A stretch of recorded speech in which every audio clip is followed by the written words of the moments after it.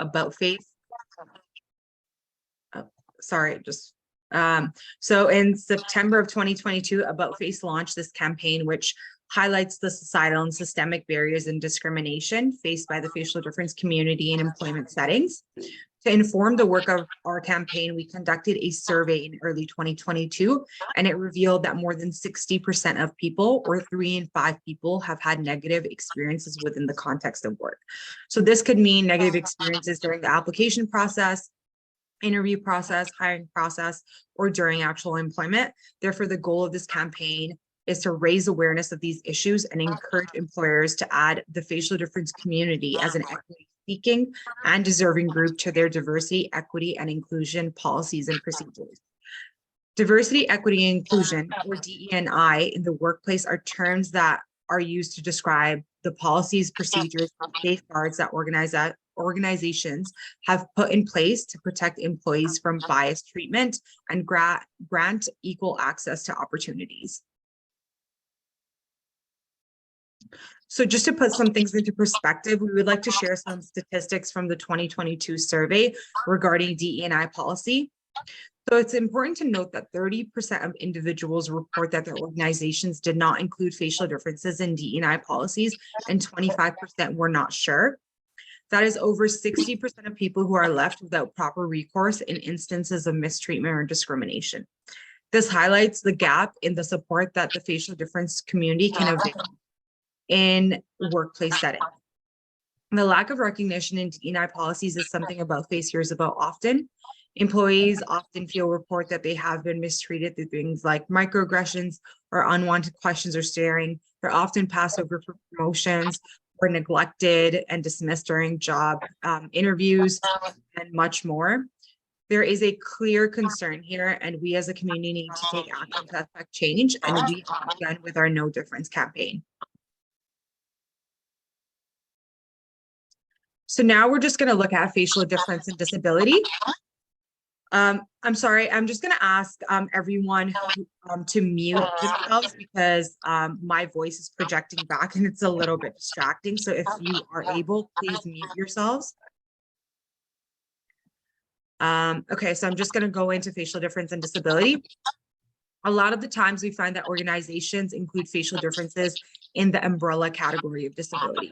And this can mean that they may explicitly include facial difference under their Accessibility and Disability Act, or most of the time facial difference is not included in any policies at all. I want to highlight this, that this omits the facial difference community, again, from receiving the protections and supports that other individuals may receive. Members of the facial difference community may identify as disabled under the traditional definition, as some facial differences may result in traditional forms of disability, for example, vision or hearing concerns. Some others may identify themselves in an intersectional way, so as a disabled person and a person with a facial difference. However, it's important to note that in each of About Face's surveys conducted in 2020 and 2022, approximately 2/3 of people with a facial difference did not identify as disabled, which is very significant. Therefore, it is not enough to state that facial differences can be listed under Disability Act solely, as the needs of the community are very individualized. It needs to be recognized that facial difference community members that do not identify as disabled are not considered a protected class of citizens.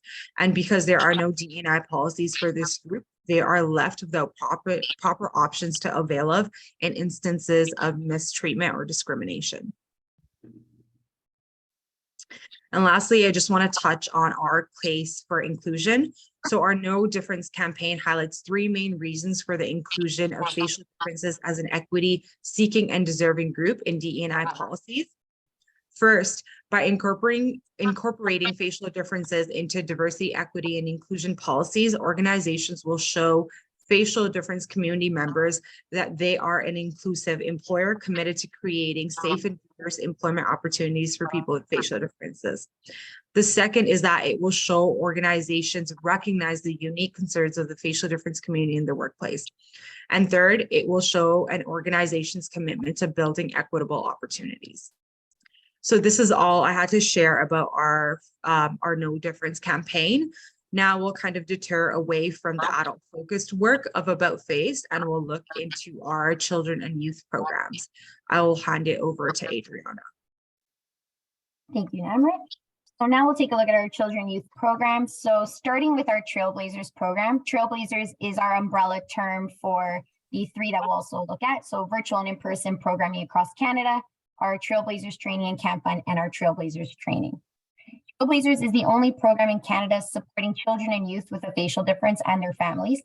For creating fun and inclusive and safe environments, Trailblazers becomes a place to build friendships with people who share similar life experiences. Trailblazers offers virtual and in-person family programs across Canada. Our in-person Trailblazers on the Road programs allows families and community members to build connections that could be carried on outside of our programs. They're a great opportunity for people to learn more about Face, the programs that we offer, and the psychosocial resources that are available on our website. Much like how our in-person programs are about community building, our virtual programs focus on social skill building. Safe space for all community members across Canada between the ages of 6 and 14 to join in and participate in recreation activities. In 2022, About Face served 250 people across our virtual and in-person programs. In 2021, Trailblazers Training and Camp Fund was launched. So About Face partnered with camps across Canada and provided training to host children and youth with a facial difference at their day and overnight camps. Camps that receive the training will have funding available for the child and youth to attend their camp that they choose to based on their province. That receive this training become Trailblazers approved and then host a Camp Trailblazers for 1 week in the summer. So the training covers topics such as introduction to facial differences, working with kids with a facial difference, and then inclusive programming and trauma-informed practice from the lens of someone with a facial difference. This year, About Face partnered with Camp Maple Leaf in Ontario, Camp Manitou in Manitoba, Brigadoon Village in Nova Scotia, and Easter Seals Camp Horizon in Alberta. And we will be providing series for 20 kids to attend camp this year. We also noticed that there was a need for year-round rec programming for children and youth with a facial difference to be able to attend within their communities. Our new initiative provides training to cities, organizations, and recreation facilities providing year-round programming through our Trailblazers training. The training includes information on topics such as facial differences, trauma-informed practice, bullying, and inclusive programming. To date, About Face has trained organizations and recreation facilities in Ontario, Alberta, and British Columbia. The city of Calgary, Sault Ste. Marie, and recreation facilities in Vancouver and Vancouver Island can now add facial differences to their DE&I list, and parents and guardians will feel more comfortable and confident having their child or youth with a facial difference participate in their year-round rec programs. Another program that About Face offers is our school program. In collaboration with the facial difference community, teachers, and social workers, About Face has created a unique school program called A Lesson from Frankie and Pearl. From our years of working with children with facial differences, we know there's a need for education, awareness, and acceptance of facial differences within our schools across Canada. A Lesson from Frankie and Pearl is a lesson plan based on an animation called Frankie and Pearl that tells the story of a girl with a birthmark navigating her first day at a new school. There are 3 lesson plans that support health curriculums from kindergarten to grade 1 to grade 3, and grade 4 to 6. I'll play the short video to show you what the program is about.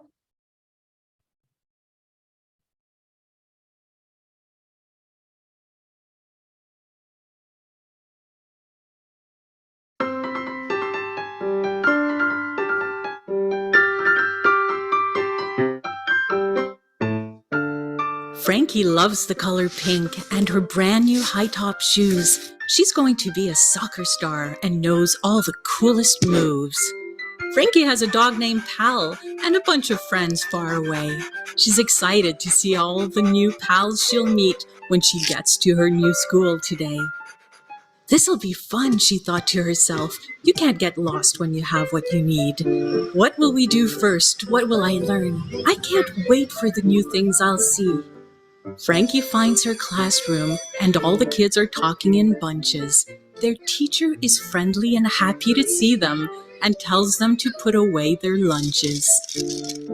It's picture day, the teacher says, and asks to see their best faces. The kids all grin and head to the gym to line up and get in their places. Picture day is kind of the best. The smiles are always so bright. Frankie takes her spot in center stage and waits for the flash of the light. Some kids are serious and some kids are funny. Some blink when they hear the word cheese. Some stand on their toes and lean on their friends. Some wiggle and some of them sneeze. The picture gets hung on the classroom wall right next to the window pane. The kids point and laugh at everyone's faces until they see a small stain.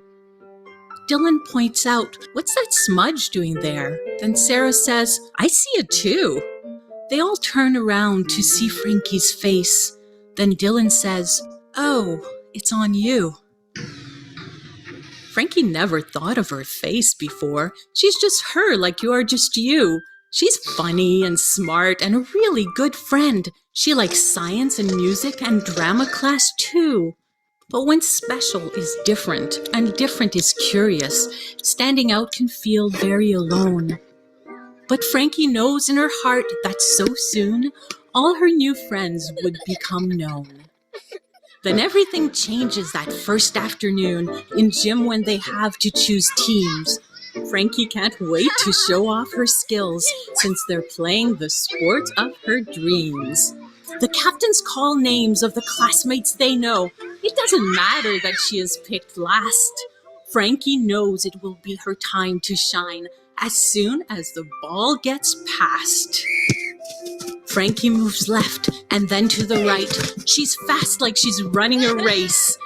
Eyes on the goalpost, so close in her sights. But then she trips on her lace. "Oh no," Frankie gasps as she falls to her knees.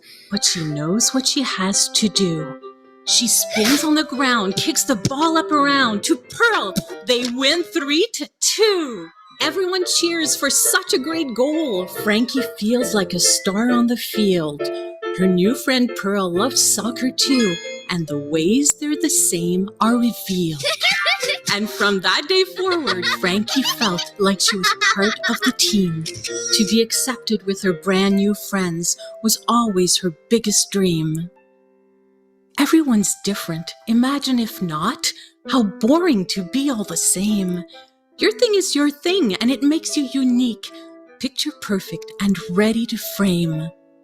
Frankie loves the color pink and all her new friends at school. Blending in doesn't make any sense when standing out is so very cool.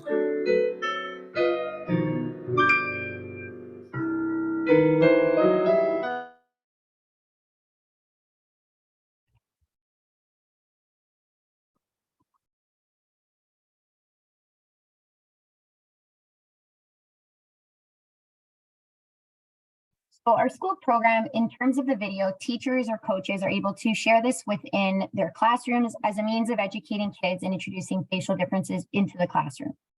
The program will help raise awareness and acceptance of facial differences within schools, encourage schools and teachers to include facial differences as part of conversations and lessons about diversity and inclusion, and then normalize differences, facial differences or otherwise. When it comes to the lesson plans, we have included information about facial differences, tips on creating a safe space in your classroom, grade appropriate activities, talking points, and questions that teachers or coaches can use, a larger group activity, smaller group or individual activities, and an activity related to the Frankie and Pearl video that we just watched. Frequently asked questions page that would help answer any questions that other students might have, a list of materials needed for each activity, and then any printouts that they might need. We also encourage students to use this as a means if they want to talk about their facial difference in the classroom, that they can use this as a presentation and present themselves. And then lastly, we'll take a look at the About Face Post-Secondary Scholarship. About Face provides two $2,000 scholarships each year.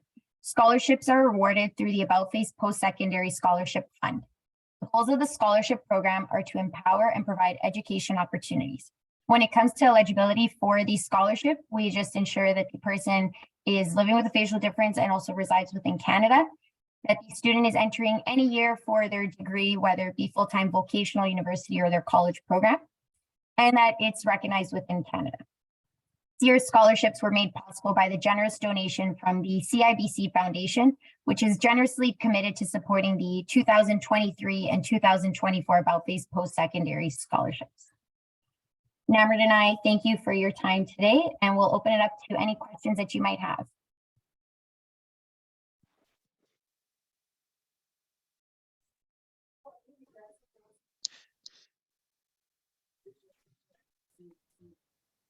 Anybody have any questions? Just put your hand up or chat. Yeah, do you know what, approximately what percentage of the population would have a facial difference? Is it, do you know the answer offhand to that, or? I think it's 2 million people, and with the population going up, I think that's around 4%, 4 or 5%, something like that. It's a pretty significant number. Yeah. Yeah. Are I think Mike had a there any question as well. cases where an operation might resolve the issue? And if so, do you participate in that kind of thing, treatment? So About Face provides psychosocial resources and support. So we're more for the psychosocial and rec side of things. In terms of providing certain treatment or recommendations, that's outside of our scope. But when it comes to talking to people within the community, be it adults or children, it's about them feeling empowered to make that decision if that's something that they want to do, if it's an elective surgery, if it's surgery that they must have because it's going to change the way that they live and enhance their quality of life, then that's discussions that they have with their medical team and their families, outside of, again, what we do. Thank you. Any other questions? Ray? Yeah, I wondered if facial difference receives money from the government at all. About Face noticed, lots of the requests that we get are basically inquiries about if there's funding available, whether it be for surgeries and stuff. There's a big gap, as mentioned in our presentation, within dental, mental health, all of those psychosocial support that they can get within the health community. There's a big gap in facial differences, as Namrat had also mentioned. It's not really listed anywhere for people to be able to access. It's not labeled as disabilities anyways for people to be able to access those sources outside, including financial support. So that's something that we're continuously working around and making sure that we can build a more stronger community and that the community itself could feel empowered to advocate for that. And so it's connecting with their Ministry of Health and everyone else around that as well. Thank you. So I think this program is more of a national program. Is that not correct? Whereas before, it was mainly centered maybe in the GTA or in Ontario alone. When we supported the program as a club a few years ago, we sent one child to Camp Trailblazers. And since it operated out of the GTA, it was eligible for funding from one source that we usually get funds from, which is not available now because the program is more national in scope and therefore doesn't comply with that source of funding. When you ever go back to sort of a real in-person Camp Trailblazers sponsored environment, I know you're operating through other camping organizations and training the counselors in that area. But when you ever go back to Camp Trailblazers per se, sort of in a non-integrated fashion, if you will, yeah. Over the course of the past few years, especially post-pandemic, what we've noticed is a decline within siloed programs, and this goes across all charities in Canada. So people are wanting more integrated rec programs, be it at camp, after-school programming, whatever year-round rec programs they have access to within their communities. So that's why we've changed our model, and now we focus on just camp partnerships so that people can feel that they have that integrated opportunity when it comes to programs outside of the siloed style, which they no longer want. Kind of interesting because this may never had developed had it not been for COVID. It kind of pushed us into that environment and that new strategy. Yeah. It was quite interesting with these survey results just from all ages, whether it be from 6 to 18, so our teens program, as well as our child and youth programs, that children and youth are looking to deviate away from the siloed style programs. and find more integrated ways of being able to, that they can fit into their community and feel accepted within their community and not just in these siloed programs in the facial difference community itself. Right.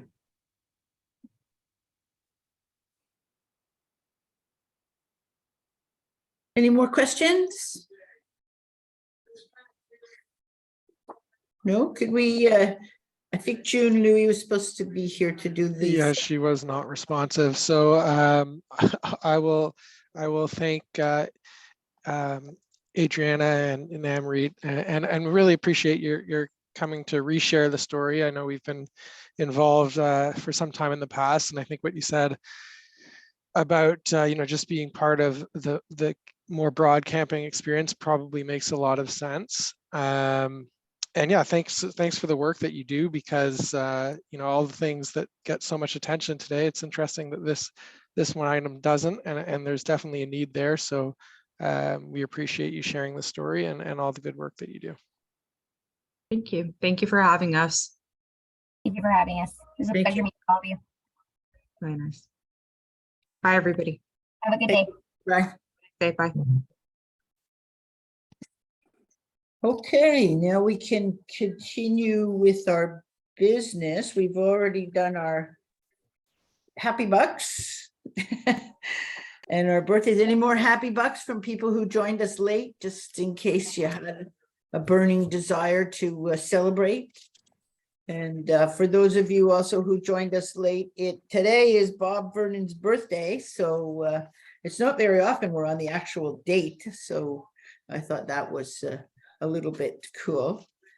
So Pardon me. President, I do have a quick happy buck for which I'm happy to pay $5. That Joan Northey has just moved into Britton House, so I see her from time to time, although Britton House is in 2 different towers. I'm in the North Tower and she's in the South Tower, so there's not a great deal of communication. But as you probably inferred, that Joan Northey is our ex-member Bob Northey's widow. great. I know she likes Rotary. That's great. Okay, so moving along, president announcement. John, Chad had his hand up there. Great, John. Yeah, I thought I'd put $10 in. I was at a couple weeks ago already, the JPCI commencement ceremony, where obviously we have the 4 awards that we provide.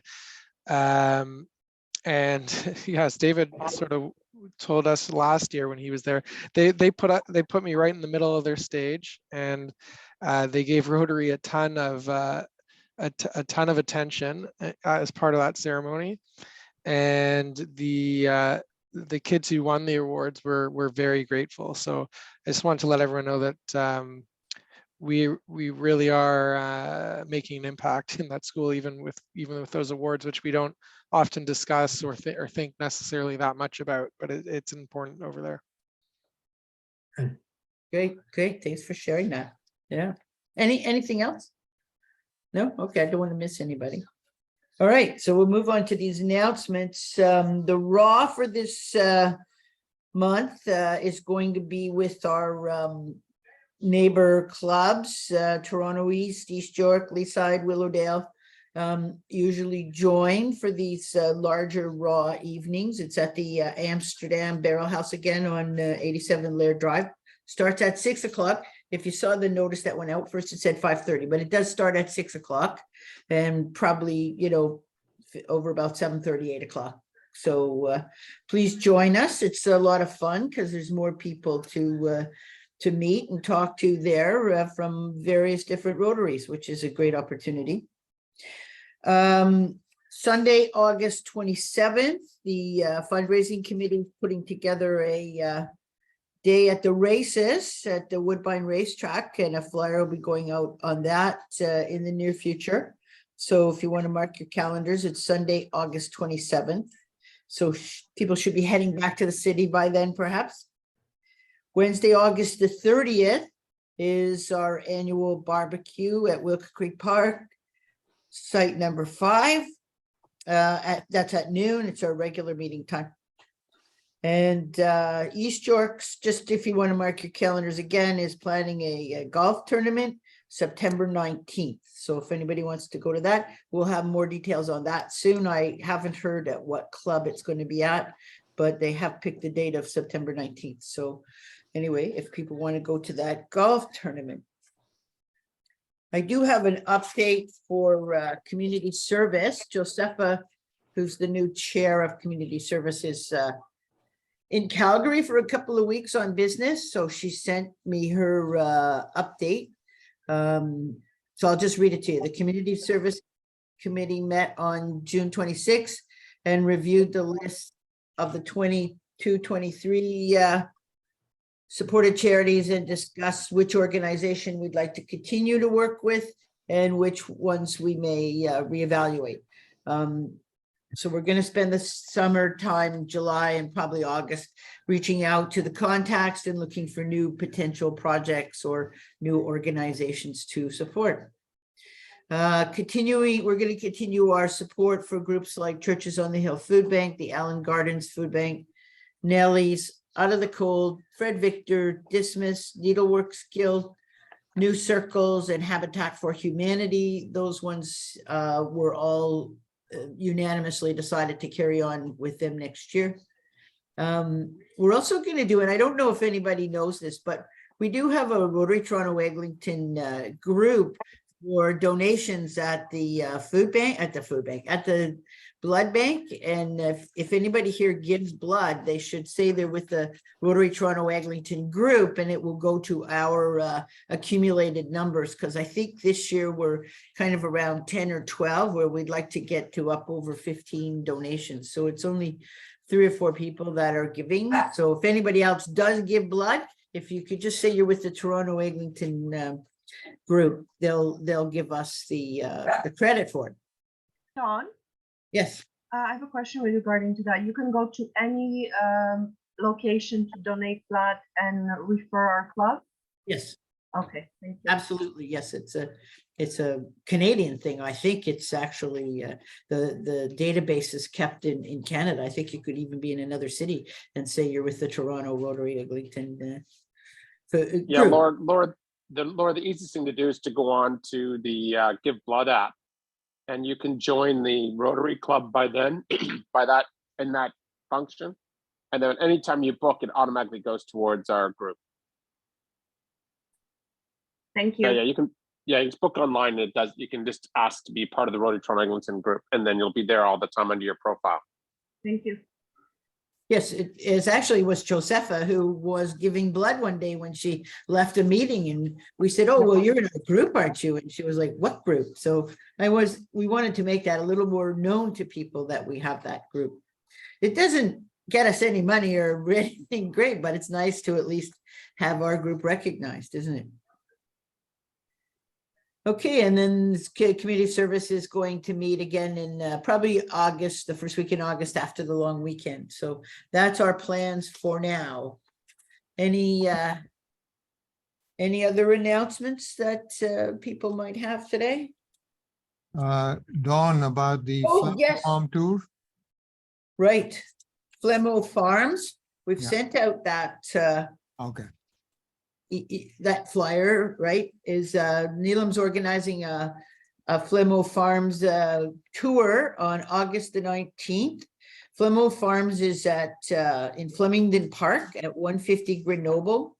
And they're going to give us a garden tour, and they have a Saturday market that takes place with produce that comes out of their garden. So this is a little bit different kind of a garden, is that people are the owner and farmer of a particular lot of land. It's all under the hydro wires, and so it's kind of available land. And you want to say more about it, Neil?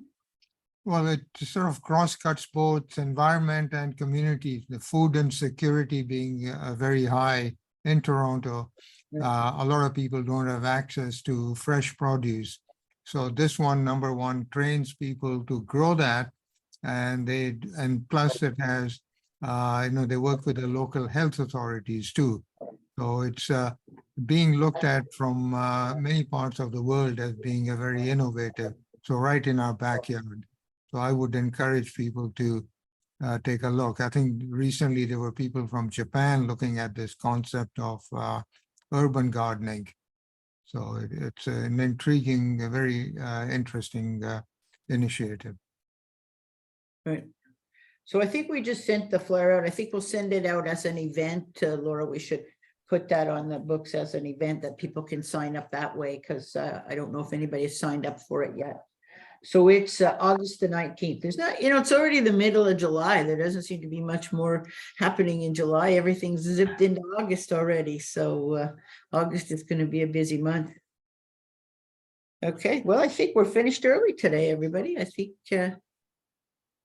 if anybody has any more pressing things they want to say. Oh, here's Ed Lee. Okay, then I guess we're adjourned for today. Thank you for coming. I'm going to try to get technically better. It's a challenge. All right, thanks everybody. And would the fundraising committee people stay on for a meeting?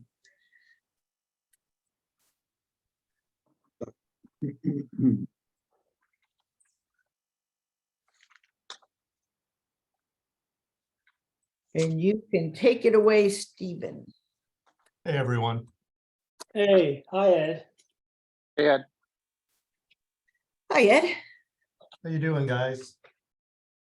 Good. Okay. Stephen, I gotta jump, but I know you did you want to talk about the JPCI thing or just reach out later? Yeah, we could go to that first if you like. I mean, the thing is that we talked about possibly doing a big screen event. We haven't made a final decision on that yet.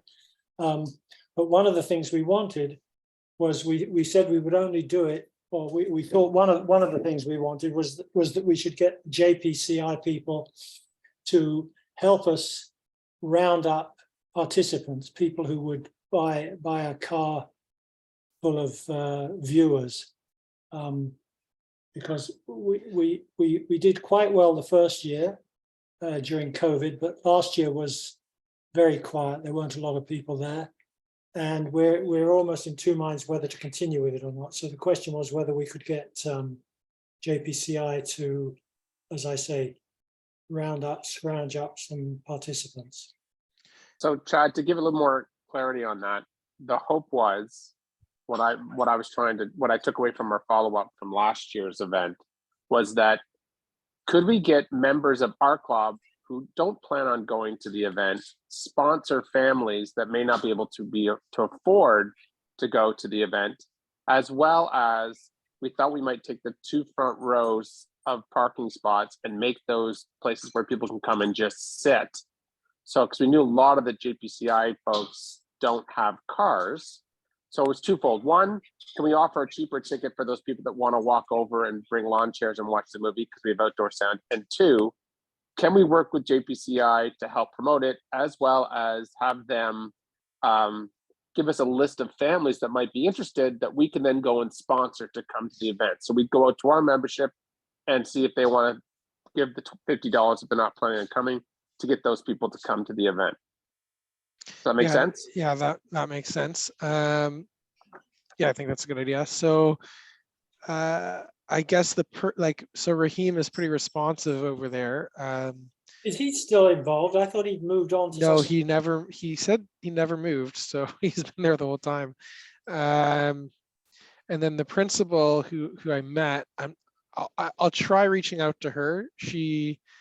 I didn't really speak to her that much, but I did hand her all the certificates on stage, so she didn't have to bend over and pick them up, which she probably remembers me for. So I'll email them both and see if there might be some interest there. And you got an idea of the date? I mean, we were talking about doing it on September the 15th or 16th. And of course, we haven't decided what the film would be. If we do go ahead, we'd have to sort that out. So it's coming up. Okay, so I'll email them as soon as I can, and I'll let you know. David, what kind of film do you think we would aim for? It would be some type of family film. It'd be a Disney family film, probably in the realm of like a live action Jungle Cruise or an animated feature or something like that that we would show. But yeah, I mean, my thought process on this, Chad, is if we can't get them involved, the work effort on this to get the smaller return isn't worth the time. But if we can infiltrate the school and help be more interactive with them, I think that's a great way for us to do it. But if they don't want to step on board because it's too close to the new school year, Yeah. or things of that sort, then my sense would be that I would step back from it. But Yeah, I think so. If we can get a response sooner rather than later, that would be much more helpful, because I need to get back to Ryokan. Okay.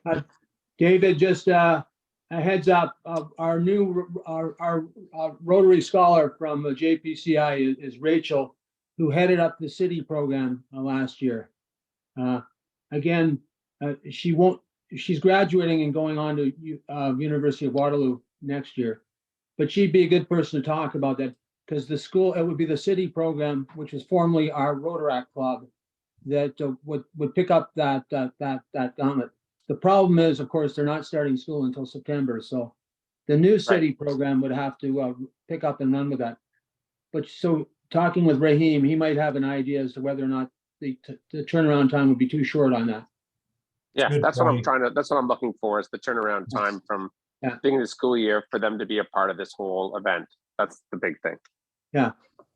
The other thing as well is if we sponsor people, I mean, they've got no skin in the game, so they might say yes, we'll come, and then they don't show up, and that's another. Well, I mean, we're still raising money, which is the ultimate goal, but it gives them an opportunity to be a part of something within their community, and they don't have to have a car to do it. That's all. So why did you pick such an early time in the school year? Why don't we do it a little later in September? Well, it was in June originally. Then everyone decided to move it to September, and then we have the fall fundraiser coming up, and they're just too close together. Try and do both. And I think the idea of also having the school involved may have come after the date was set, and it seems like there's been a fair amount of fluidity around this event. Yeah. Okay, well, I'll email Raheem, and we'll see what he thinks. Okay, great. All right. Do you want Rachel's email as well? Sure. Yeah. Okay.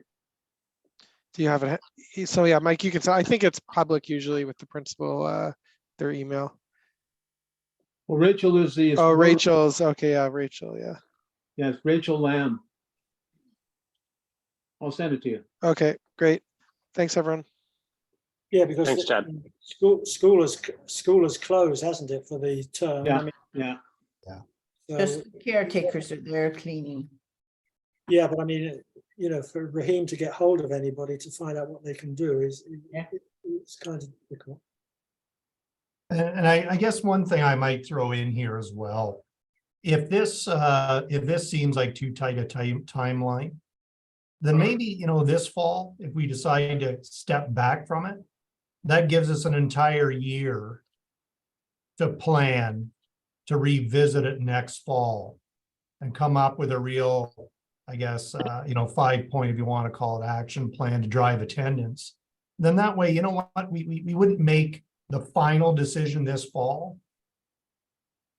based on not having enough time to have a successful event this fall. So, I guess I would agree, make those two outreaches, but maybe it's something we take a pause on.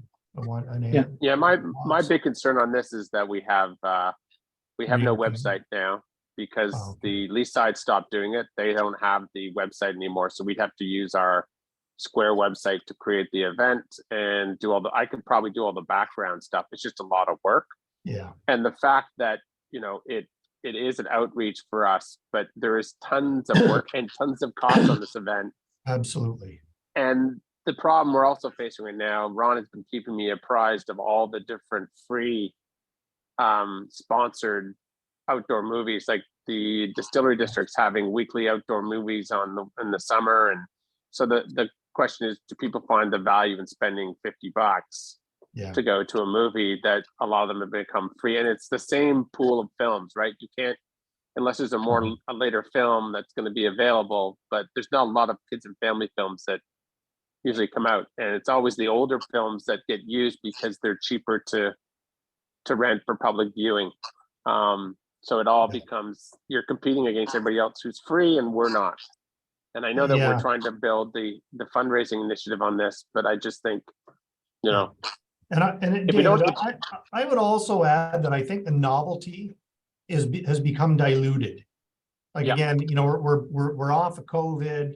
You know, people can almost do anything they want now. You know, well, basically they can do anything they want, and so it's not like it was that, you know, very one option of very few options where you keep social distancing, and it's just, we're in a different environment now. So totally. So, However, this could be a great project for Rachel to run with, because she's supposed to be trying to figure out some big and bold things she can do as an alumnus from JPCI to improve the community. And she can run with that and see, she may be able to tie in the stock market and garden with a movie night as well. I mean, she can help promote it, Mike, but the work behind the scenes on the website and all that stuff, that's not something she's going to be able to do. There's a lot of work now that we don't have a website up and running. Yeah. That's the other thing, right? It has to be created now. So. Okay. All right. So Stephen, I guess we're just going to wait to hear back from Chad and what they can. Yes. Okay. All right. Now, so let's go back to the agenda. So the next thing on the agenda then would be behind the curtain. Yes. Again, I don't know whether there's anything you want to add, Ed, whether we want to go ahead with this. I mean, again, you know, I thought a little bit about it. And, you know, last meeting, David and I were sort of on the same page that we've got a lot of events coming up in the fall. You know, the fundraiser, we'll have the Christmas, and all of this is really reliant on, for the most part, for members, you know, to dig into their pockets and such. And, you know, by the time we go to the Aga Khan Museum for dinner, you know, we're going to be asking for another $125 per person. And, you know, the Winter Garden Theater tour that we had also talked about, like, I think that's a better fall event, because guess what? It's a low financial ask, and it is an event that not many people have had the benefit of seeing behind the scenes at a true theater. And you know what? For $50, you know what? You take an 18-year-old kid. It's just like, it's a broader kind of market.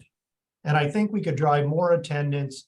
We could probably make about the same amount of money because there's little to no cost. If I remember, David, it was, what is it, like $5 or something like that? It's I think it's $10 per person for a private group tour. So you know what I would strongly recommend is let's switch that around. You know, if we went with a Winter Garden Theater in the fall, easy to arrange, low dollar cost ask, and then, you know, if we push that Aga Khan out into kind of the snowy and blowy months at the start of the year, you know, give a little bit of a window between the holiday season, maybe look into mid-February or something like that, where everybody needs a little spirit, pick them up. Maybe we do that then. And then that gets people out. It's I think that makes a lot of sense. I mean, if we're in agreement, let's do that. So Stephen, I went through and did a quick calendar, because you had reached out to me and I was away, and we never reconnected in regards to kind of putting a calendar together, but I did that this morning. So just with the events that Dawn has already announced. So Sunday, August 27th, we have the Woodbine Racetrack. Then Wednesday, August 3rd, we have the barbecue. And then we had talked about putting the September 15th or 16th big screen event in there. And then I had dropped in Saturday, September 30th or October 7th for the Aga Khan Museum visit. Now we could flip that and make that the Elgin Winter Garden. I just had to find out availability and what days of the week they do tours. And then I thought Wednesday, October 25th, 26th would be our fall fundraiser, which is the Monte Carlo night. That leaves us all in November open. And the only reason I've left it open from my perspective is that I'm away, but that doesn't mean we can't try and put something in there. And then you have, I think, John, we have the 13th of December, right? The Wednesday, the 13th is the holiday lunch. Why Is that so right? early? Why so early? Well, the next one's the 20th, and typically we did it on the 14th last year. No, I think that's right. We did it later the year before, I think. No, I don't think so. John, what do we have? Is it? I think you pre-booked it. Did you not say the 13th? John? You're muted. John, you're muted. John McLean. Still you're muted. muted. John McIntosh, you're muted. He knows he's trying to unmute. I think I was double dogging. I was listening to it and doing something else. Yes. Well, we've got time. But I can look at the 20th. They've got a new catering manager, so it might be available. I don't know. But you've got, so Close to the Christmas. only, just so we're clear, the only reason I'm bringing up the 13th, it's a much better day, and that's what I hope we're planning on, is that we were going to start the Tree of Remembrance later this year, so we didn't have this issue of having to cover off while we're all at the holiday party. So my intent was the next thing on our calendar list is the 14th to the 24th, which is 10 days of the Tree of Remembrance. So that's the day after the holiday party. And then I thought sometime in late January, early February, we'd put in the Elgin Winter Garden, which we'd flip. So that's kind of giving us, we have something in every single month leading up to January, except for November. And we could put something in there as well, but it depends on how much you want to tax the membership on that. Can I add one thing? Traditionally, Sure. yeah, traditionally, we've had the dinner at 13th or 14th. And then we have the next 2 weeks off from Rotary. That's the way we've always Right. done it. I don't see why we switch. Right. It's kind of the way I thought. Yeah. So I can reach out to the Elgin Winter Garden and see what's available late September if we want to do something in the fall. I can see it. It may have to be a weekday. It depends if there's anything going on in the theater, right? They have to do it when it's dark. So it just means that if there's some production that's going on, Wednesdays are out because there's Wednesday matinees, and Saturday afternoons are out because they have Saturday matinees. So, and I think, would we all agree we want to do a weekday or we want to do a weekend? What do we want to do? I don't even know if they give tours on weekends. Yeah, I do it on a Friday. I guess if I'm going to weigh in on that, if you don't mind, I would suggest, for those who are working, who are part of our target market, either weekend or non-Friday night is probably better. Sorry, but for that, Don. People that are jammed with work, looking to kick back maybe on a Friday night. So maybe weekday night, maybe weekend. If it's September, late enough, cottage season is slowing down, people are coming back to the neighborhood. Some thoughts there. On the cost front, I guess what I want to pick everyone's brains on, like does $10 cost, $50 ask, $40 profit, informal, we're going somewhere for a drink after.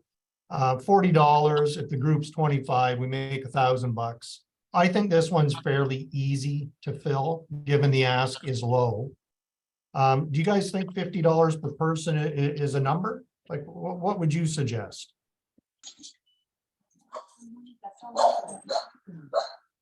Seems reasonable. Yeah, my number in my brain was 30 or 50. Mm-hmm. You got a tax receipt too, so. Yeah, and I'm a big fan of that, John, the tax receipts. If I was you speaking, I like to see this stuff tax deductible, just for everybody. Do you know, David, or can you remember what size of group are they looking for? I think the minimum is 15 for a private tour. Mm-hmm.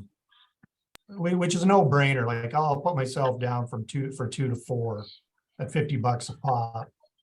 Yeah. So there's quick. Yeah, I don't know if they limit the private tours to 15 or if that's the minimum, but I can go back and check with them again. I have my notes. I just have to pull them out. Hold on. Let me see. I wrote them down over here. Hold on. Let me pull my notes out. And one of the things I'm thinking, right? Like if number, say 20 is the max, again, I don't want to kind of stick my neck out. Okay. It's not Here's what I've got. I've got a minimum of 15 people. It doesn't say there's a maximum on that end. Yeah. So if we have more than that, they may have to give 2 tours, but I don't think they want to go really large, or else it'll become it won't be personalized. They needed 2 weeks notice depending on the time of year, and it's $10 per person. And then there's that one-time $3 admission fee for the whole thing, right? That's about as It's not not $3 per ticket. It's just $3 on top. that's about as inexpensive entertainment as you're going to find anywhere other than watching, kind of watching the traffic drive by. So, if we targeted 2 groups of 20, we can do back-to-back groups. Maybe they would like that. Keep somebody. They got to pay somebody to do it. Yeah. I don't know. But anyway, you got to talk to them. But yeah, no, I just kind of need a date to say, is this something that's available? I can go back and say, ask them if they do tours, and I have no idea if they even do. I didn't get to that detail.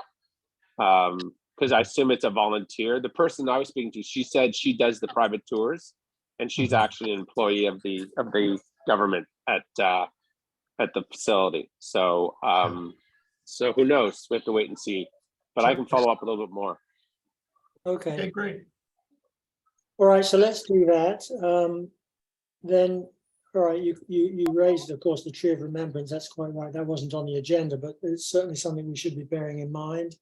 14th to the 24th of December, and the Christmas lunch is going to either be the 13th or possibly the 20th. But I mean, I take the point you're making, needing people to run the Tree of Remembrance if we're having a Christmas lunch. Although there are always people who don't come, but we had trouble last year filling the spot.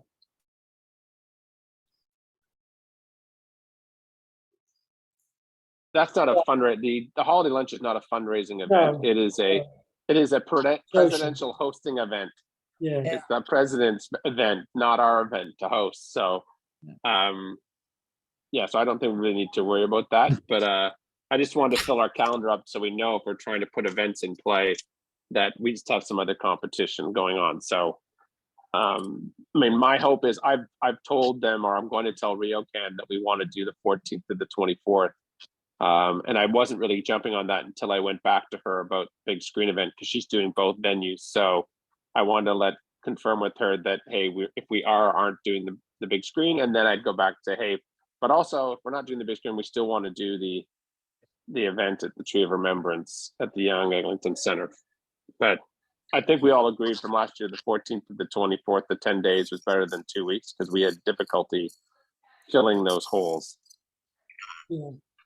I mean, we can start it later. We can start on the Saturday or the Sunday. We don't have to start on the 14th. It could be later than that, right?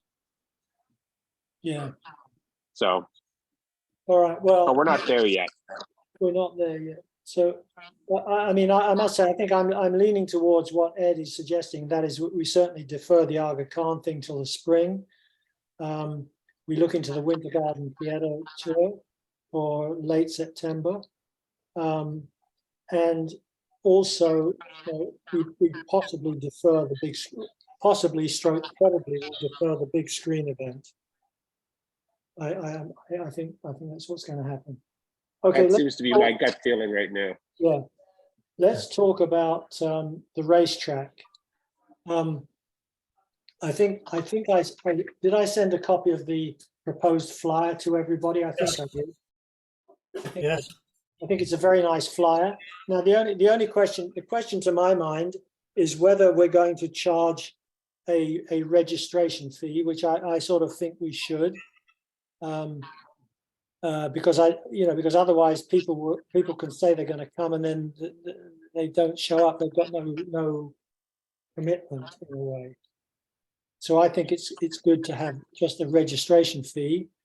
I don't know whether anybody's got any opinions on that. I mean, I was thinking of $25 as a registration fee, whether it's per person or per couple. Any thoughts? I don't have a problem with it. My only issue is the time going to collect the Stephen, I can't really hear you. How about now? Better. Okay. what, I don't have a problem with it. The only thing is if we have a registration fee, I can't handle direct emails because I have no idea how We're to gonna- deposit the money. We're gonna put that through an event sign thing as well. Okay. Yeah. So, Stephen, is your concern that we were going to have an issue with people registering and then not showing up? yeah, that was one thing, but I thought also, why shouldn't we make a few dollars on this? I mean, Well, I are saw- we calling it strictly a social event and it's not really a fundraising event? I mean, which is sort of, maybe it is. Well, I think the problem we have is, to Stephen's point that he said in his email, was that it all depends on what people order. Then how do you, some people order more expensive stuff. No, it's nothing Right. that's nothing to do with it. I mean, that's totally separate. You're thinking a registration fee for Just a registration, just a participating. registration fee to you know, show Oh, up. so we for just the take commitment. $25 off the top and call it a day, and that's what we get out of the fundraising portion. Not off, the Right. top of it, not off the top of anything. We ask people, if people want to sign up to come to this event, they pay $20 or $25, and then parking's free, entry's free, and then it's a question of whatever they order, they pay for themselves, and we have nothing to do with it. Right. Per person, $25 per person. So Well, if it's $50. yeah, I mean, is that reasonable? No, I don't know. What are the thought? Anybody else got an opinion? My only contribution is this a fundraiser or is this a social event? And unfortunately, we're out of town that day, but, and again, if it's a social event, then have at it. If it's a fundraiser, then $25, 20 people, there's $500, right? Is that? I think it should be 25 per reservation, like not per couple, like Yeah, sure. Yeah. not 25 each. 25 per registration, as Yeah. many as you want. That way, at least it gives it, somebody doesn't show up, and we're counting on them. And it raises some cash then. Okay, so we're truly seeing it as a fundraiser. Simple to collect the 25. How does the 25 collected? Well, we could do a registration on Square, on the Square website, and do an event and then have it $25 for registration, and that's it. And they can register as many people as they want. I just have to confirm that's actually possible. Yeah.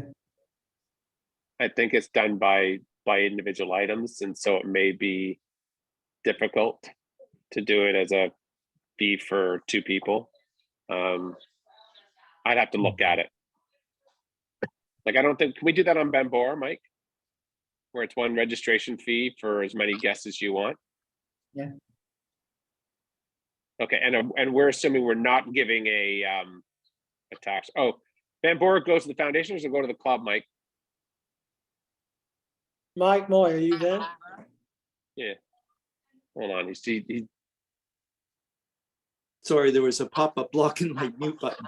The Bambora, I believe the Bambora can do what you're asking, David. I'd have to look at it, but I'm 99% certain it will. is that hooked up to goes to the foundation? Yes, we can change that.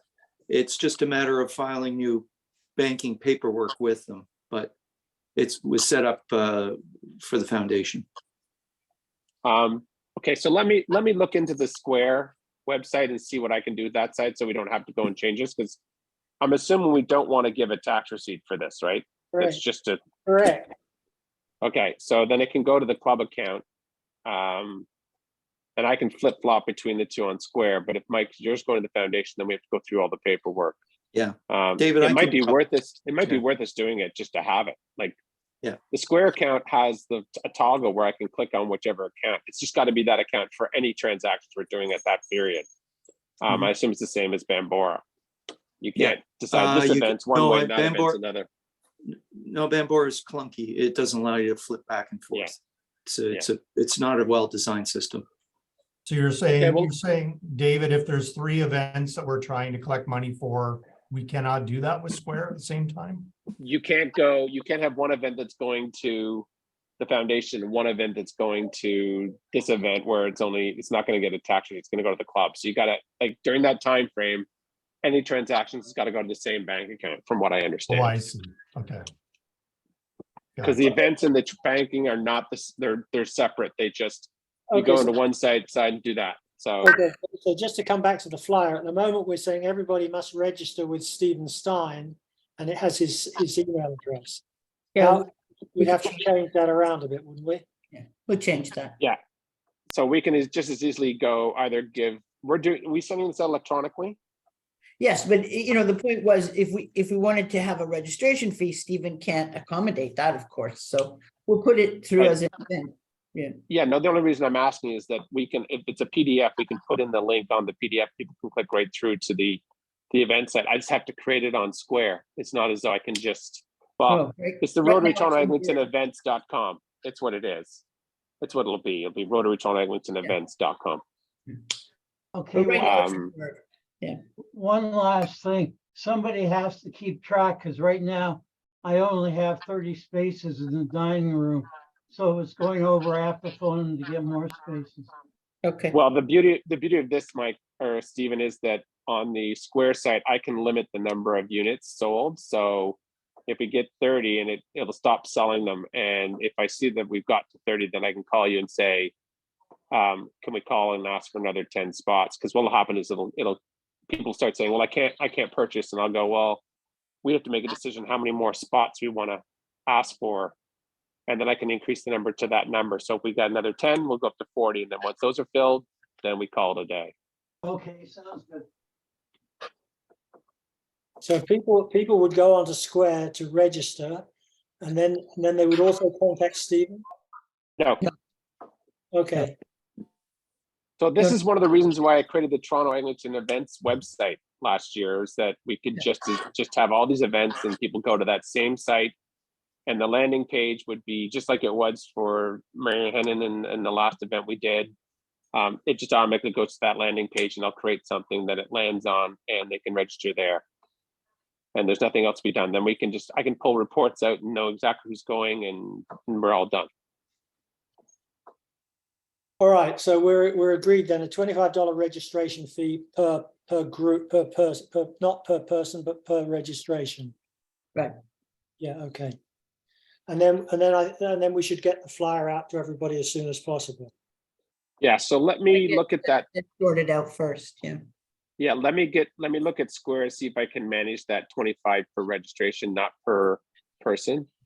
And then I'll come back to the group. I'll probably come back to you and Dawn and let you guys know, and Stephen, and I'll let all three of you, I'll let you know, and if we can move forward with that, and then we can send the flyer out. Right. Like Stephen, how far in advance do you have to let them know that the numbers? I don't know. It just depends on how full it is. I've booked 30. I have to reconfirm that week, but I can phone for additional numbers, but there's no guarantee whenever. Right. But you have to let them know the week of. Yes. Okay. So we have a month and a half basically right now. Okay. All right, so let's go on to Dawn. I don't know whether you want to give us an update on the Toronto East Rotary Club Blues event. Just before we go to that, I didn't make an announcement today because it's into October and there's enough things going on. But I think you guys need to know that October the 15th, Sunday, October the 15th is the foundation walk that district has planned. And planned a place sort of in the Rouge Valley Conservation Area is where it's going to be. Milne Dam Conservation Area, they said. Anyway, that's Sunday, October 15th. So October is getting busy. And then I don't know if we want to do our own foundation walk this year or we want to go with the district walk, because that's also open for discussion as well, isn't it? And my sense is, based on Matt's history, is that he'll probably suggest that we go and do a One with- localized with our Connect and group. Yeah. Right, and we'd probably do something with the Connects group that's more localized. And I think that would be my suggestion, because we never get, like, what, we had 3 people go out to last year's, I think you and I and Sarah. Oh, yeah, that's right, yeah. 3 of us went all the way out that way, and it's like, we're not getting our members out there if it's that far. Yeah. So- Well, this isn't as far, of course, this is closer. This is Right. McCowan and Highway 7. It's still out of the city. But I think we should probably talk about that with Matt and find Yeah. out what he thinks. Yeah, it's October 15th anyway, so we've got time to think about it, but just putting it on the calendar. So Blues Fest, if we do this again, I think everybody who participated had a wonderful time chatting. Our members, it was a lovely day. Every 2 hours there was new people, and but we made $182, which is not exactly knock your socks off money. So, but I also think a few things to go back with. I haven't found out yet. There hasn't been a recap meeting scheduled, so I don't know about that. They did this pass the bucket thing, right? I want to know how much money they made in their pass the bucket, because I thought they were competitive to us.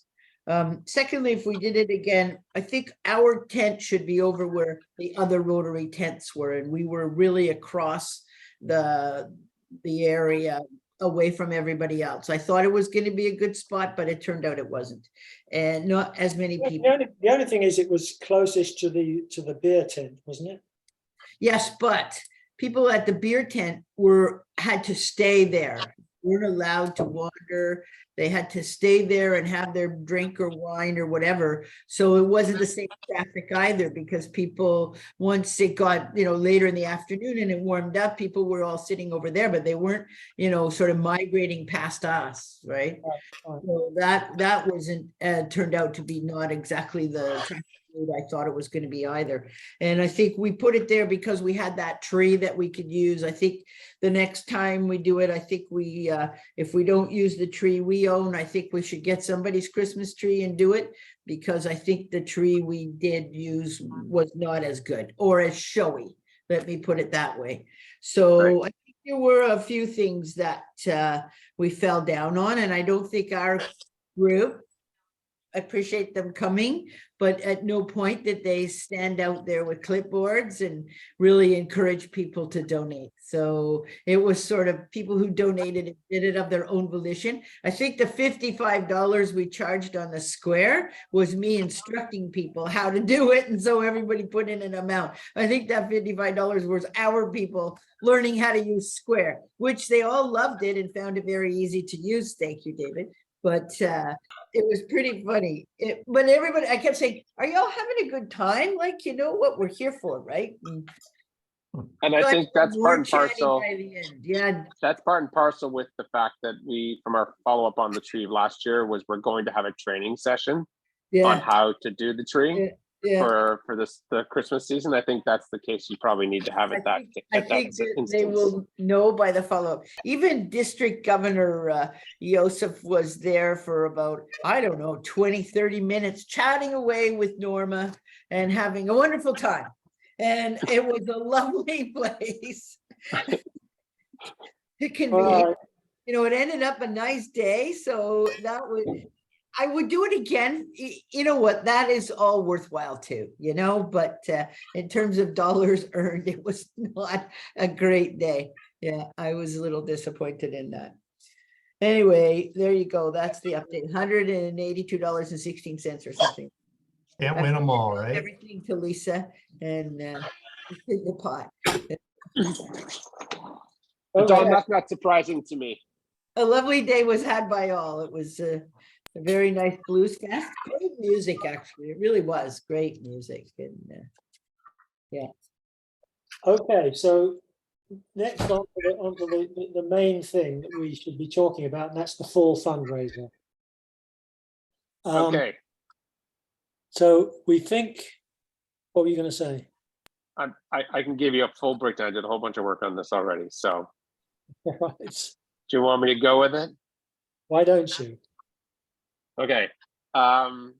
Unless someone else has a suggestion, I think Don's suggestion is probably a good one, Yeah. because we have not tried this before. Agreed. And I truly believe that we should probably take this to the Toronto Lawn and Tennis Club because it's convenient. People knows what it is. And the fact that they can take a lot more people than we thought they were going to be able to, I think makes a lot of sense. So what I've done is Don has given me all the information in regards to the contract and what we need for the event from the rental company. Thank you, Don. To get the license, I have to do a little bit more research with the foundation and the application process, but I don't think it's going to be that difficult to get an actual gaming license so we can actually raise money. So the ultimate goal here is to raise money, not just to have fun at the event by playing with funny money, I like to call it. So anyway, I went through and I looked at last year's financials, or the 2 years ago from the HIP fundraiser. That was all virtual. And I went through and I took all of the potential revenues and the expenses that I've got so far. And here's what I've got. I'm gonna keep comparing to the 2 years ago that was virtual. So 2 years ago, we had sponsorships, and this is all income at this point. We had $25,000 in sponsorships. I put in $15,000 for this particular one. Now, if we get more than that, great. Donations, we had $3,000 in general donations, not sponsorship, but general donations from people who couldn't make it but wanted to give money. And I put in $2,500, so I'm going a little low on everything on this. So after credit card fees through Bambora, we had a $17,000, almost $17,500 in what I'm proposing as revenue. Last year we had 27,900, almost 28,000. So I'm looking about 10,000 less. So I'm keeping it conservative in regards to revenue. Ticket sales at the event 2 years ago, because it was virtual, we had a $100 ticket. My thought process is we go up to 125 or even 150. And with that 125, they get $25 worth of gaming chips. So that's included in that. And again, they would get a tax receipt on this, depending on how much the overall costs are. Similar to what we've done in previous years, we figure out what the overall costs are, and then the percentage difference, they get a tax receipt for that amount. Okay. So we did, if we do what we did last year we did a portion just regular check sales as well as on credit card. So through either Square or Bambora. And we generated, we only had 62 people sign up for that last year, or 2 years ago. And that was just under $6,000 in revenue after credit card fees. So my thought process is we're going to aim for 100. I think we'll get 100, if not more. I originally had it 140, but I took it down. So I'm just going, as I said, conservative on this. So that's about $10,000 in revenue on this. So we're now up to about $27,000. Well, 100 people at $125 isn't $10,000. You're netting out the $25 worth of chips. No, I'm just saying the chips are free. Chips are free in regard to that. We don't have to pay for those chips, so the chips are free. But and what we're hoping is, if you get 100 people at $125 a head, that's 12,500, right? Yeah, I don't know. Oh, I know why, because I have one at 100, one at 125. Sorry, hold on. You're right, $12,283. I've got a financial statement already done, Steve. You don't need to write this down. I'll send it to you. And then, so that's 100 people, but we think we could potentially get more. But we still have to check with Linda, because once we put the tables in play, and if we have any seating and where we're going to serve food, we may not get more than 100 people in there. I just don't know yet. And then last year or 2 years ago, we had a live auction where we generated $10,800. I don't know if we'll have a live auction, if we'll get anything this year, but I put that in at 8,000. Hold on. Then we had a silent auction 2 years ago that we had made $5,000. Silent auctions are becoming much more difficult, I believe. I've been to a couple of events where they've had them, and people are going to corporations to do it, and the stuff is really poorly It's just not personalized. So if we can find some people that want to donate silent auction stuff, we could potentially do that. I put in 3,000. So that brings us to just under $11,000 in auction revenue. What was it last? What was the live last year? Well, the total we raised in the auction items between silent and live was almost $16,000. So we're down $5,000 from that previously. And so the other revenue I have, and through the main event, who the people are that we'd rent all the equipment from, they had said that basically what happens is if you go and gamble, the more chips you have, the ability at the end of the night is to get more raffle tickets. The goal is to get raffle tickets. And then we have raffle prizes that we do at the end of the night. And there may be a grand prize or whatever it might be. And so that's the stuff we have to get donated. So there's no cost to us on that. And that's what we raffle off at the end of the night. But what we do is we could do additional chip sales. So if someone spent their 25 chips or $25 worth of chips, they can come back and buy another $25 worth of chips during the evening, right? So we can raise money that way. And I put in $1,500. I have no clue on what we would raise that way. And the other thing is that I would think we'd probably have a cash bar. Is that correct? That would be the thought. Yeah. And so Isn't my that thought what would the be, RTE, don't you think Toronto Lawn would get that profit, cash bar? but what I'm saying is, let's say they tell us the cost of drinks for a glass of wine is $8 and the glass of hard liquor is $8 or $10, and we charge $12 a ticket. We make the difference, right? Because we handle all the cash and they just take the ticket up to the bar. And we do it that way. I don't know.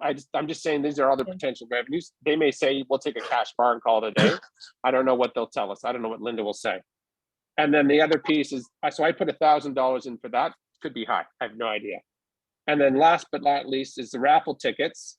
So if someone doesn't want to buy chips and they just want to buy raffle tickets to get the raffle prizes, we could do 5 tickets for $25 or 6 tickets for $25 or $5 a ticket. And I put in $1,500 on that. So with that 4,000, that's 4,000 from that other revenue, that takes us to $44,595 in total. Okay. Then we have all these costs, and the costs, from what the woman at main event said to us, here's what I'm proposing, and some of the things she proposed I didn't feel we needed, but so she proposed 1 blackjack table. I proposed 2. And they're $175 a table. So that's $350.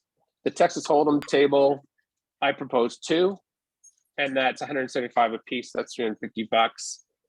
Then they had roulette table at $395. I thought we should have 2 for that, but I could be wrong. It's $790 total.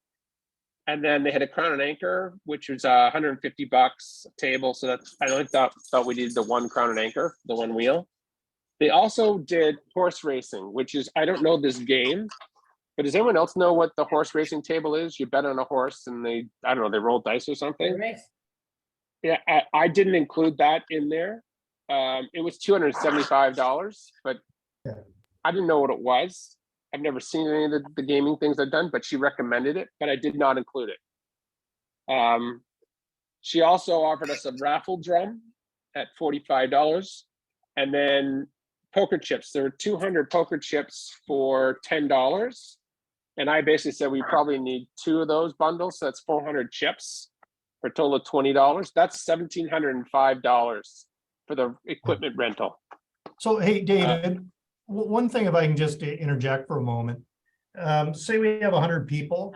If I heard you properly, you're thinking 7 different stations, potentially an 8th, or so then you 2, start 4, thinking, 6, yeah. So then you start thinking, okay, we got 100 people, you got 7 stations, you got what's that, 14 people in flux per station, kind of moving around.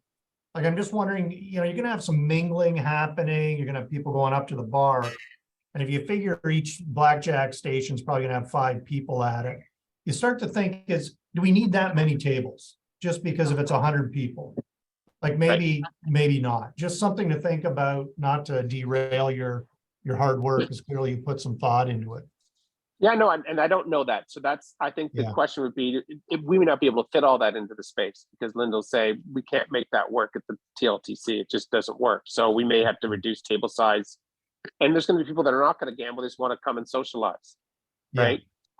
So there may not be the need. I'm just putting in I put in them a conservative on the revenue and probably the worst case in regards to costs.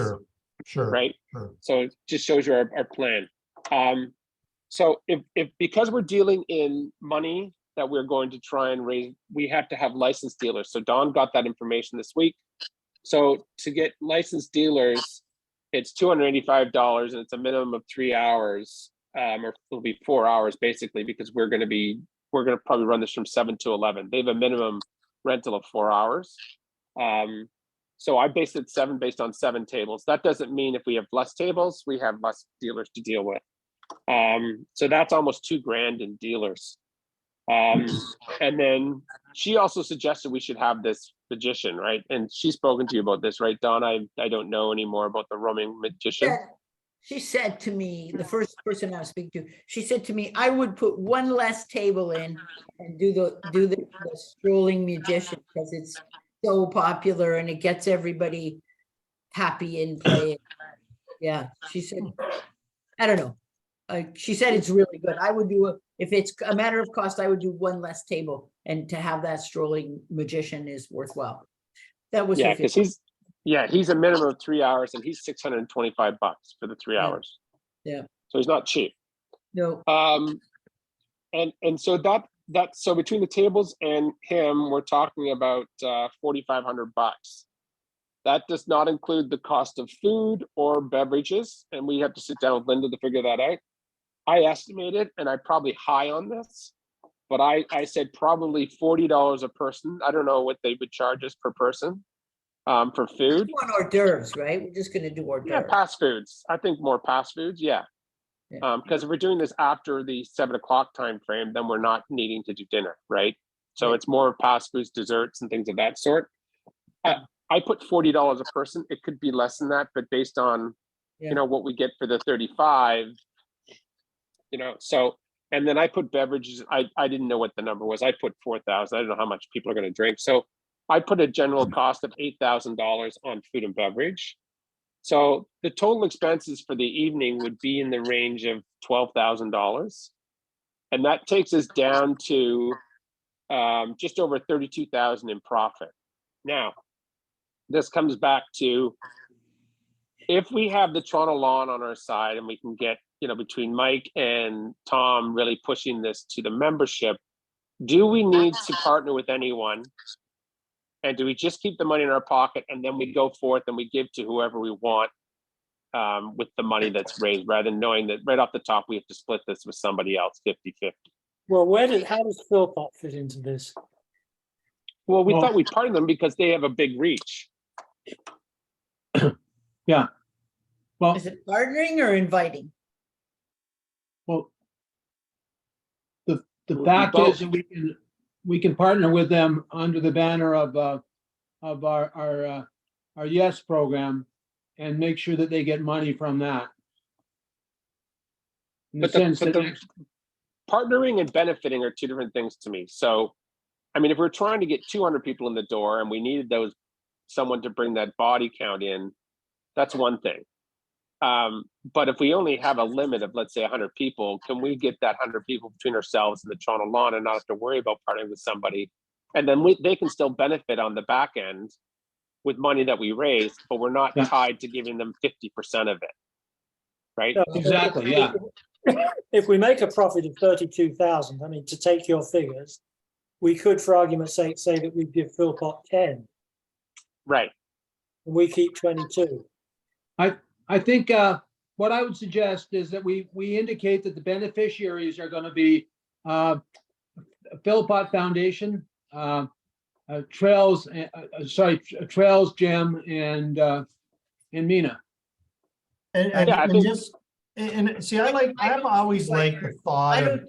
I don't see why you're tying it to those. I think it should be given to whoever you want to. Because I was just going to say the opposite. I always like to put the names of something like that, just because then we can also possibly access their their base of key contacts. They can help drive attendance, and sometimes people just like to know what they're donating to. And I think my expectation would be on this, trails would be a very simpatico type of name for people, the Toronto Lawn, probably the Philpott Foundation, and that's just me, right? Like again, and Yeah, well, just as a point of reference, though, both Mina and Jam were started at the Toronto Lawn. Yeah, I don't want to. So I don't want to get into the fact that who we're going to sponsor today. Yeah. I think what we want to do is that I like the fact that we can name different partners, even though. And Steve and I have been on these Partners or are meetings. they charities we're going to give money? They're just charities. They're recipients. They're beneficiaries. Yeah. It's different Right. than being called a partner. Right. And one of the things I found with, and Stephen can attest to this, when we partner with somebody, we constantly have to have meetings with them and bring them up to speed. And it felt like we were doing most of the work and they were just being apprised of what's going on. That was certainly the case last year with the Indigenous people. I mean, we did Right. all the work and they did very little and they got what they got. I mean, I agree with you. Right. And I think it just the whole process of having to have meetings with them all the time and keep them apprised when they weren't really contributing on the other end. To me, my suggestion would be that we do not partner with anyone and that we basically use these beneficiaries as an ability to promote it. Exactly. To help. Yeah. Right. And that's all we do. And they don't get to have a say on how much we give them. We just say they're going to be a beneficiary of this, depending on how much we raise. Beneficiaries will include the Philpott Foundation, Trails, and possibly Mina and Jam. Yeah. Mina and Jam. And I just heard of Mina and Jam. We gave a lot of money to the food bank last year. I think you should list a food bank. People care about that. All right. Well, we can do whatever we want because it's going to be up to us to decide how to break it down and how to give. And we're still going to give money to the food banks again this year. So list names people recognize. So my recommend in regards to this is that if it's not this board meeting, then the next board meeting, Don, is that we go to the chairs and say, we are looking for 1 or 2 beneficiaries you'd like us to name that chair gives us. So it's not all going to youth and vocational. It's not going, if there's some to everybody. I think it's up to the chairs to propose. And if people don't, and then we can go back to youth and say, well, you've got more than they do. But I think it's fair that as a club, we should at least mention them. Yeah. The only thing that I think is important is that if we're going to use them for promoting purposes, are they going to be able to drive any traffic towards this event? Like if it's a food bank, are we going to get anyone coming just because it's that food bank? Don't know that. Yeah. Right. Yeah. And that's the key you want to think about, right? Well, certainly we will with Jim, Mina, and Philpott. You'll be driving a lot of lawn people. In fact, it's funny because the Nantucket week was from 4 years ago was just used last week. Yeah. So I think we just have to decide on who we partner with in order to get potentially something on. Like, so those, if they can donate that Nantucket week and things like that for the live auction, those are things that, doesn't mean we can't give some money to some of these food banks. It just means that right.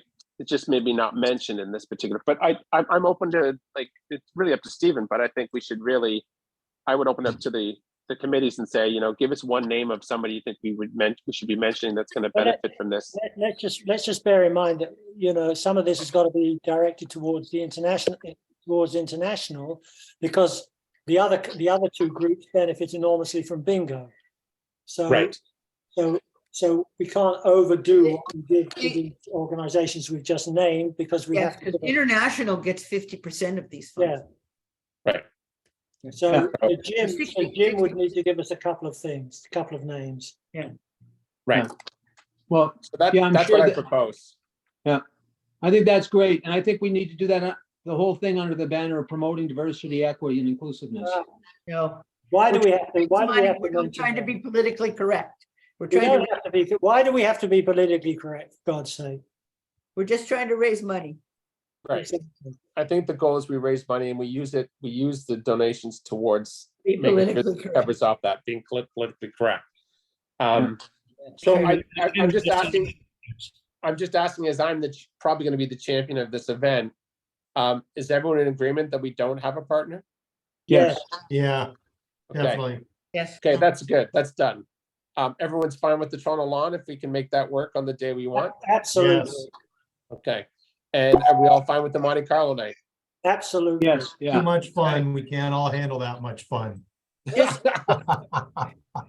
Just one That's a great thing, David. idea, guys. So unless you didn't read all of that email I sent from Michelle yesterday, is they're really pushing us to get a date. I know. And so October, November, December is their busiest time of the year. right. So I need to go back to Linda, and my thought process on this, and you guys can correct me if I'm wrong. I think a Friday or Saturday night, we're gonna have a tough time getting something at the Toronto lawn based on what Linda. No, Thursday was her busiest day. Oh, okay. So my thought is either we do it a Wednesday night or we do it a Friday night. I say Friday night. She said Friday nights or Saturday nights. No, she said Thursday was her busiest day of the week. Okay. Was everyone fine with me trying to go back for a Friday night? Like, I really need this. We really need to tell main event. Like, Yeah, no, I know that. I know that. So, because it's more about the dealers than anything else. I'm just trying to and the equipment, I'm sure that the equipment gets booked out by other companies. She said people start having Christmas parties, etc. in November. She said it. Yeah, the way I guess I would answer that is with a question. Like, what are all you guys and your closest friends and family doing on a Saturday night in November? Like, a lot of people I know are going out for dinner on a Saturday night, right? Well, this is going to be in October. Well, October, post cottage season, Well, October's like November. So far, she's given us October 20th is the date she's given us, right? And what day is that? That's Friday. She put that date in as her date, but that doesn't She mean that's penciled the it in. date. It's not engraved. It's no. But I'm just saying, we got to make this decision like as soon as possible. Yeah, no, I get it. Sounds good. October, early November, we got. Yeah, so if we want to stick with the October 20th date. Oh, no, we can't do October 20th. That's the district conference. District conference. But yeah, she I remember Linda at Toronto Lawn for sure saying Friday nights were good for her. So we either can do the 13th of October 27th. Yeah. or the 27th. 27. 27. Yeah. Okay. Or the Okay, 3rd so- of November. I'm not going to be here on the 3rd of November. I leave on the 28th for a month. The 27th. 27th, good. Okay, so if we go for the 27th, so Don, this is what I propose to you, is can you go back to her and just copy me and say, hey, I've been talking with David, let me introduce you to him, here is his name, all that stuff. And we've kind of discussed, can we kind of tentatively lock in the 27th of October?